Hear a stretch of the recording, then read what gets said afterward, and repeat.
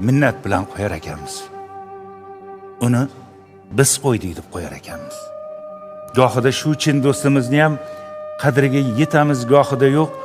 Gohida yarim tunda uyimizga kelamiz, darvozani astagina ochib, hech kimga bildirmay kirib ketamiz deymiz. Lekin bizni kutib o'tirgan bedor onayezor bizni kelganimizni qadam tovushlarimizdan emas, yuraklari bilan sezadilar. Bir og'izgina so'z aytadilar. Bolam, keldingmi? Gohida shu bir og'iz so'z ham bizga og'ir botib ketadi. Ha, onajon, keldim.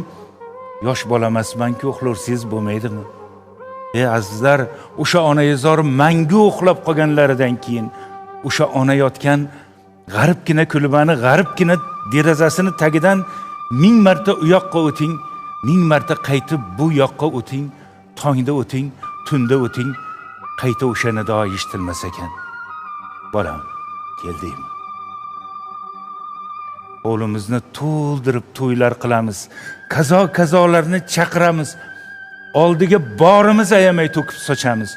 Lekin ikkala ko'zimiz, ikkala quloqimiz, qalbimiz, vujudimiz, borlig'imiz o'sha derazaga tikilgan bo'ladi.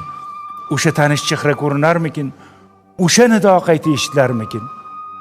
Bolam, keldingmi? Yillar o'tib, yana o'sha darvoza oldiga yarim tunda kelamiz. Berk darvoza oldida bir muddat to'xtab qolamiz. Sababi oddiygina. O'sha topganimizni qo'shqo'llab qo'liga tutqazganimiz farzandlarimiz ham, jonimizdan ortiq suyganimiz suyukli yorlarimiz ham onayezorchalik bizni yarim tunga qadar, tongga qadar kutib o'tirishga toqatlari yetmay uxlab qolar ekan. Ana o'shanda qalbimiz uyg'onib qoladi. Ana o'shanda vijdonimiz uyg'onib qoladi. Ana o'shanda o'sha qo'llari qadoq mehribonimizni sog'inib ketamiz. Keng dunyoda bittagina do'st topolmaganimda sizni yodlayman, onajon. Boshim kulfatlardan chiqmay qolganda sizni sog'inaman, onajon. Yomon kunlarimni ko'p ko'rdingiz. Yaxshi kunlarimni ham ko'rsangiz bo'lmasmidi, onajon?